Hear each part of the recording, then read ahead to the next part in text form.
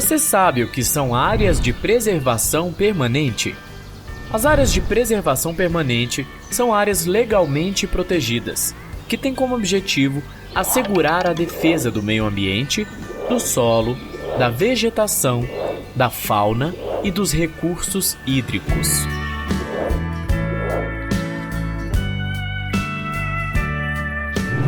A exploração dos recursos naturais pode causar ameaças, entre elas deslizamentos, enchentes e migração de espécies animais como onças, araras azuis e tamanduás para os centros urbanos. Outros fatores que causam impacto são o desequilíbrio climático e a insegurança fundiária de comunidades tradicionais, como indígenas, quilombolas e raizeiros. Por isso, as áreas de preservação permanente servem como garantia da sociobiodiversidade e o bem-estar da sociedade e dos animais. As áreas de preservação permanente, também conhecidas como APP, podem ser utilizadas nos casos previstos na legislação, como, por exemplo, para a criação de trilhas para a prática de ecoturismo, para captação de água para consumo humano e dos animais, coleta de folhas, frutos e sementes, manejo florestal sustentável, dentre outros. Cabe lembrar que quaisquer usos das APP necessitam de autorização dos órgãos ambientais. Para que sejam definidas as metragens legais para a recuperação obrigatória das APP, é necessário fazer uma diferenciação do que é uso consolidado e não consolidado. Toda a área do imóvel rural ocupada antes de 22 de julho de 2008, com atividades agro-silvipastoris, edificações e demais benfeitorias, é considerada área rural consolidada. E atenção ao seguinte detalhe: não poderá haver área rural consolidada em APPs localizadas em imóveis dentro de unidades de conservação de proteção integral criadas até 25 de maio de 2012. O produtor deve acatar as orientações do órgão ambiental competente ou as regras do plano de manejo da unidade de conservação, o C, devidamente aprovado. Quanto às áreas no entorno dos lagos e lagoas naturais, devem ter uma faixa de preservação que varie entre 30 metros e 100 metros. Nas áreas do entorno dos reservatórios d'água artificiais, decorrentes de barramento ou represamento de cursos d'água naturais, a largura de preservação varia entre 15 metros e 100 metros. No entorno das nascentes e dos olhos d'água perenes, qualquer que seja sua situação topográfica, a área preservada é no raio mínimo de 50 metros. No caso das encostas ou partes das encostas, com declividade superior a 45 graus, a APP equivale a 100% da linha de maior aclive. As chamadas bordas dos tabuleiros ou chapadas, até a linha de ruptura do relevo, em faixa nunca inferior a 100 metros em projeções horizontais. Essas formações geográficas geralmente são pontos importantes de preservação em diferentes regiões do país. Alguns exemplos são a Chapada Diamantina, dos Guimarães, dos Veadeiros e do Monte Roraima. Nos topos de morros, montes, montanhas e serras, com altura mínima de 100 metros e inclinação média maior que 25 graus, as áreas delimitadas a partir da curva de nível correspondente a 2/3 da altura mínima da elevação em relação à base, sendo esta definida pelo plano horizontal determinado por planície ou espelho da água adjacente, ou, nos relevos ondulados, pela cota do ponto de sela mais próximo da elevação. Alguns exemplos são Serra do Cipó, Serra da Canastra e Serra da Mantiqueira. As áreas em altitude superior a 1.800 metros, qualquer que seja a vegetação. E as veredas? As veredas caracterizam-se principalmente pelo solo úmido ou encharcado e pela presença de palmeira buriti. Lembrando que a ausência do buriti não descaracteriza a área. As veredas estão presentes no Cerrado brasileiro, como no norte de Minas Gerais, na região do Peruaçu, A sua APP é a faixa marginal em projeção horizontal com largura mínima de 50 metros, a partir do término da área de solo hidromórfico. Além disso, ainda podem ser consideradas APP as áreas cobertas com florestas ou outras formas de vegetação, quando declaradas de interesse social, por ato do chefe do Poder Executivo, como o presidente ou o governador. As áreas de preservação permanente que se encontram degradadas deverão ser recuperadas, ato que não precisa de autorização do órgão ambiental. No entanto, as ações de recuperação deverão respeitar as características do ecossistema regional, como, por exemplo, utilizar as espécies vegetais características da região. A recuperação da área depende do nível de agressão ao meio, podendo ser necessários projetos de topografia, de recuperação de solos, tratamento de água, reconformação das condições topográficas, estabilização de taludes e revitalização da flora. O primeiro passo para recuperar as APP degradadas é eliminar as causas da degradação, como, por exemplo, minimizar a exposição do solo, conter as erosões, usar adequadamente o fogo, fazer aceiros e definir pontos de acesso dos animais à água, e evitar incêndios. As APP recuperadas e as conservadas deverão ser protegidas. E no caso de uma recuperação, pode-se melhorar ainda mais a condição da área por meio de práticas de conservação do solo e água, como, por exemplo, construção de barraginhas.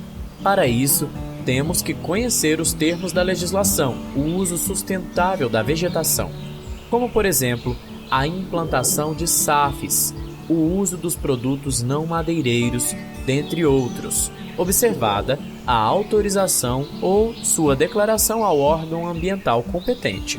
Para saber mais, procure um técnico do IF e tire todas as suas dúvidas.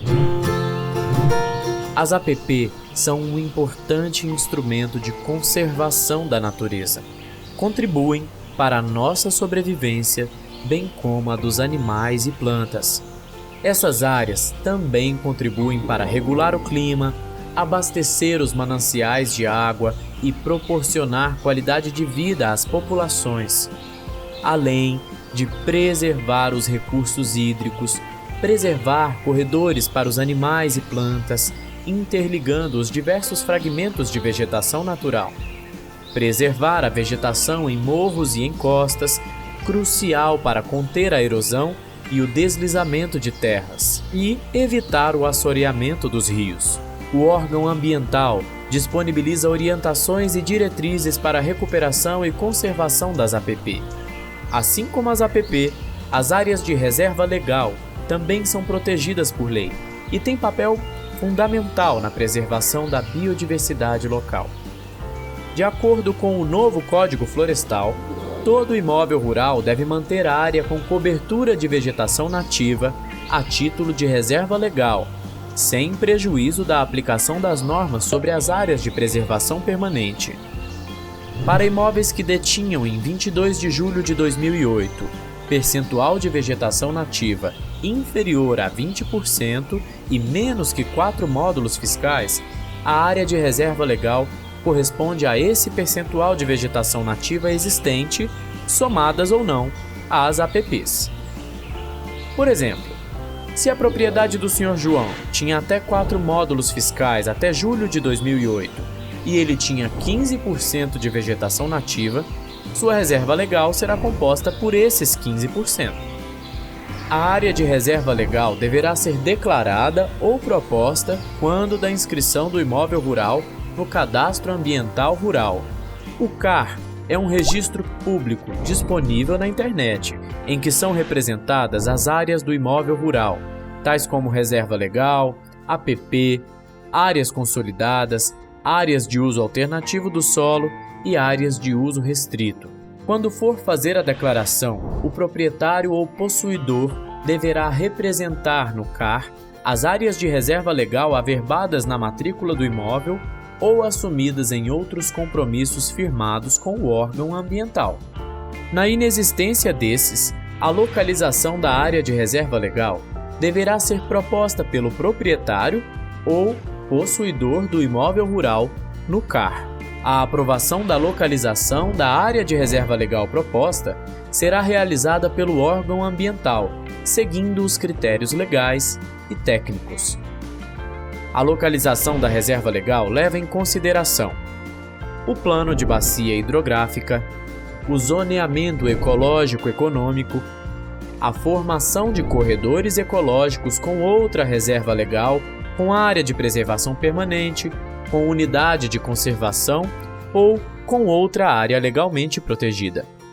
As áreas de maior importância para a conservação da biodiversidade e as áreas de maior fragilidade ambiental. Importante lembrar que, nos casos de venda, arrendamento, cessão ou transmissão a qualquer título ou de desmembramento, a área definida como reserva legal não poderá ser alterada. Existe a possibilidade de alterações da localização ou compensações das áreas de reserva legal em outras áreas. No entanto, essas deverão ser aprovadas pelo órgão ambiental competente. Em resumo, as APP e as reservas legais devem ser conservadas porque contribuem com a sustentabilidade dos imóveis rurais, permitem a utilização dos recursos madeireiros e não madeireiros da vegetação, auxiliam na manutenção da quantidade e qualidade da água, aumentam a produtividade, diminuem a degradação do solo, fomentam a geração de renda e o desenvolvimento regional, bem como contribuem com a segurança alimentar e nutricional. Manter a conservação das áreas de preservação permanente e reserva legal pode contribuir com a geração de renda para o produtor rural, através da realização de manejo florestal sustentável devidamente aprovado pelo órgão ambiental. Pode-se ainda obter lenha e madeira para benfeitorias a serem utilizadas na propriedade, além de plantas medicinais, frutos e sementes.